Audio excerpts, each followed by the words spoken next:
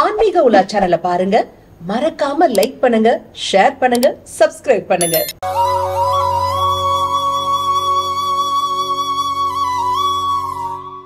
ஆன்மீக உலா அன்பு நேயர்களுக்கு இனிய வணக்கம். சமிக்கைகள் அப்படின்னு சொல்றாங்களே, அது உண்மைதானா? அது எப்படி பலிதமாகும்? நிஜமாவே பலிக்குமா? இந்த மாதிரி நிறைய கேள்விகளுக்கு தெளிவான விளக்கங்கள் கொடுப்பதற்காகவே நம்ம அரங்கிற்கு வருகை தந்திருக்காரு ஆண்டாள் வாஸ்துவின் சீனியர் வாஸ்து ஆலோசகர் மற்றும் ஸ்ரீராம் வாஸ்து சாஸ்திர நிறுவனர் திரு கைலை கே கோவிந்த் அவர்கள். வாங்க நேர்களே, சார் சந்திப்போம். வணக்கம் சார். வணக்கம், வாழ்க வளமுடன். சில பேர் பாத்தீங்கன்னாக்க, நினைச்சேன்பா டக்குன்னு நடந்துருச்சு, இந்த மாதிரி ஒரு விஷயம் நடந்தா நிச்சயமா எனக்கு நல்லது நடக்கும்பா, இது நடக்குதா, நான் வீட்டை விட்டு வெளியிலேயே போக மாட்டேன், பாசிட்டிவா இருக்காது, இப்படிலாம் நிறைய விஷயங்கள் சொல்றாங்க இல்லைங்களா சார்? அந்த இன்ஸ்டன்ஸ், அதாவது இந்த சமிக்கைகள் அப்படின்னு சொல்றாங்க, அதெல்லாம் உண்மைதானா, பலிக்குமா சார்? நிச்சயமா உண்மையான விஷயம் மேடம். இப்போ சமிச்சைங்கிறது உண்மைதான் மேடம். இப்போ நம்ம ஒரு இடத்துக்கு போகிறோம், ஒரு விஷயத்துக்கு போகிறோம், ஒரு பொண்ணு பார்க்கவே போகிறோம் அப்படின்னா, நம்ம லாரி நமக்கு முன்னாடி போனால் வெற்றி நிச்சயம் அப்படின்னு ஒரு போர்டு கிடைக்கும், அது பின் சைடில். அதை நீங்கள் பார்த்தீங்கன்னா அன்றைக்கி நிச்சயமாக அந்த இடத்துல போய் பார்க்கும்பொழுது அந்த பெண்ணு செட் ஆயிரும், நம்ம போன காரியம் வெற்றி கிடைக்கும். இது உண்மையான விஷயம் சார். லாரி போர்டை பார்த்தா வாழ்க்கையில் மேடம், அதில் லாரி போர்டு இல்லை மேடம், அந்த போர்டுக்கு பின்னாடி இருக்கக்கூடிய வார்த்தைகள் மேடம்.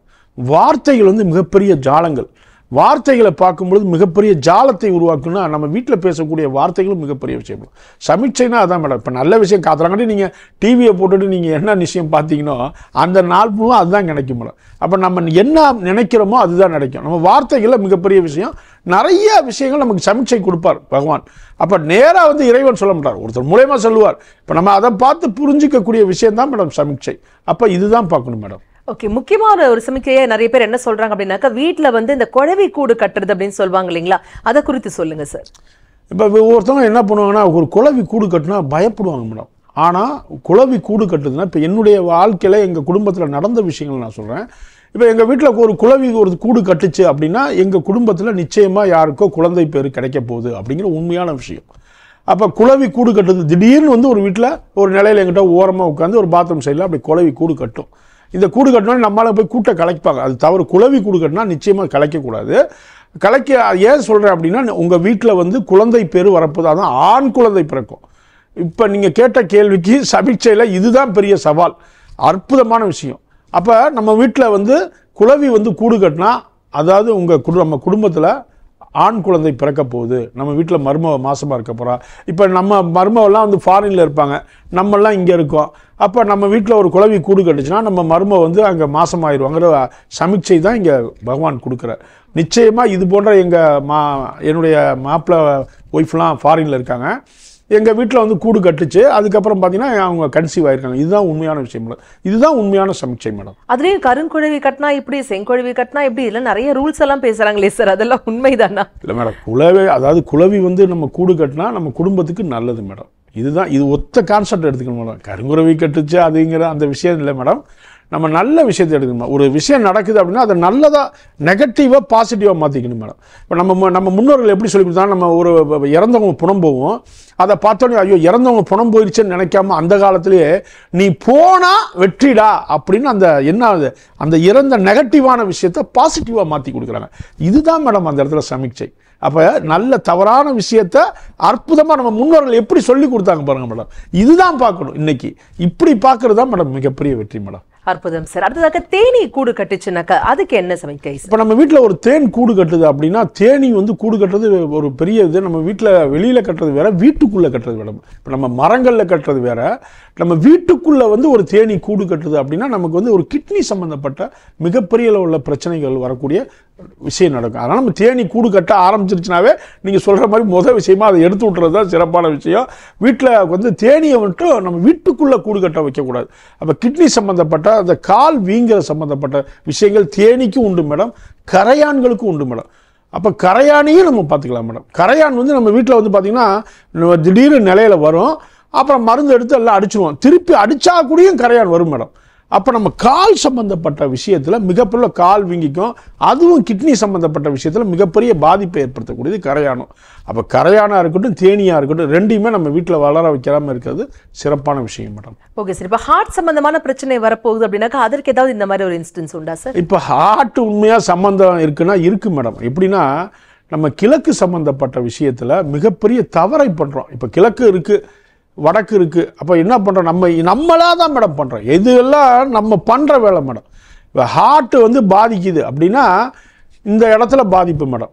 அப்போ மூக்கு சம்மந்தப்பட்ட அப்படியே இதில் என்னென்னா வடக்கும் கிழக்கும் மேடம். இந்த வடக்கு கிழக்கில் மிகப்பெரிய லெவலில் அவர் என்ன பண்ணுவார்னா படிக்கட்டு அமைப்பாங்க, இல்லை லிஃப்டை போடுவாங்க மேடம். இந்த மாதிரி வீட்டில் கிழக்கு சம்பந்தப்பட்ட பாதிப்பு உள்ள வீட்டில் எல்லார் வீட்லையும் ஹார்ட் அட்டாக் வருது மேடம்.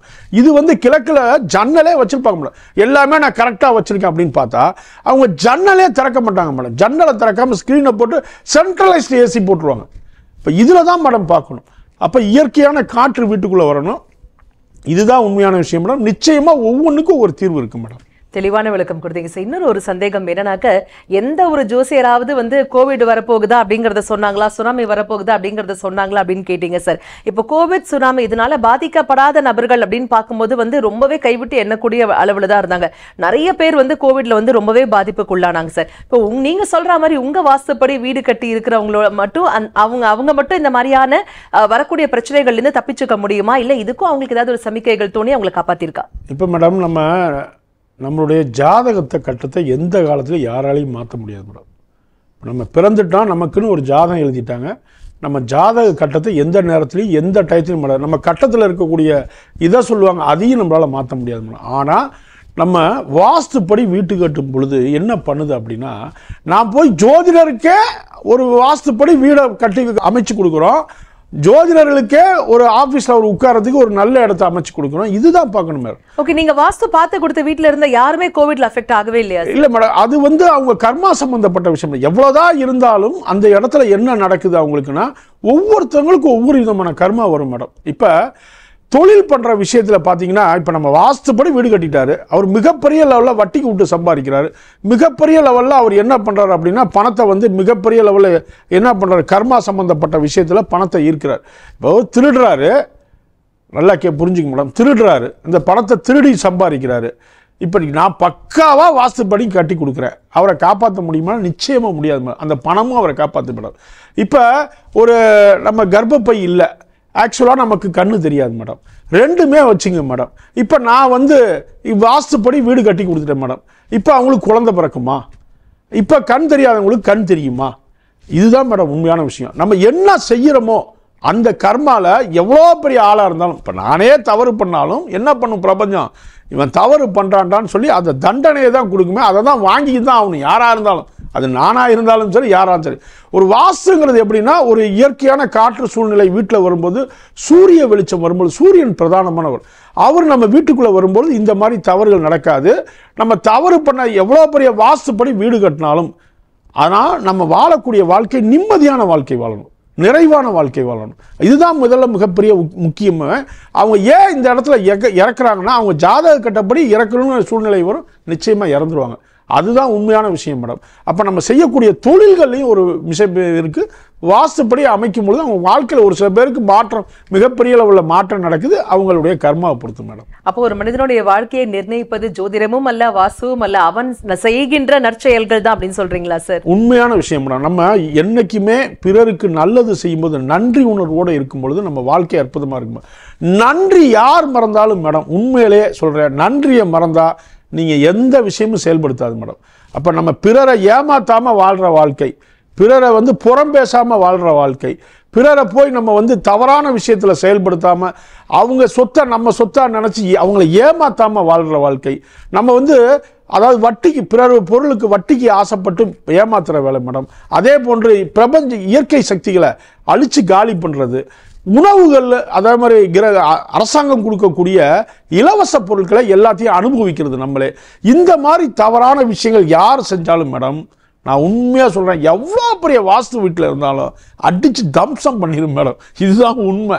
அப்போ நம்ம என்ன செய்யணும், நம்ம நல்லதை விதைக்கணும். இன்றைக்கி நம்ம குழந்தைகளுக்கு என்ன சொல்லித்தரணும், நல்லதை விதைக்கணும். நம்ம இன்றைக்கி நல்ல மரத்தை நான் 10 மரம் நட்டு வச்சோம்னா நாளைக்கு பின்னாடி உள்ள நம்ம சந்ததிகள் நல்ல பழம் சாப்பிடுவாங்க. அப்போ நம்ம என்ன நல்ல விஷயங்களை செய்யும் பொழுது நம்ம எண்ணம் தான் பெரிய வேடம். நம்ம எண்ணத்தில் நம்ம நடக்கக்கூடிய விஷயங்கள் வாழ்க்கையில் பிரதிபலிக்கும். இப்போ நல்ல விஷயம் நம்ம பிறருக்கு செய்யும் பொழுது எவ்வளோ பெரிய மாற்றமாக இருந்தாலும் மிகப்பெரிய வெற்றி கிடைக்கும் மேடம். இதுதான் உண்மையான விஷயம். எந்த இடத்துலையும் நன்றி மறந்தா நம்ம காணாம போயிடுவோம் மேடம். ஆன்மீக உலா சேனலை பாருங்க, மறக்காம லைக் பண்ணுங்க, ஷேர் பண்ணுங்க, சப்ஸ்கிரைப் பண்ணுங்க.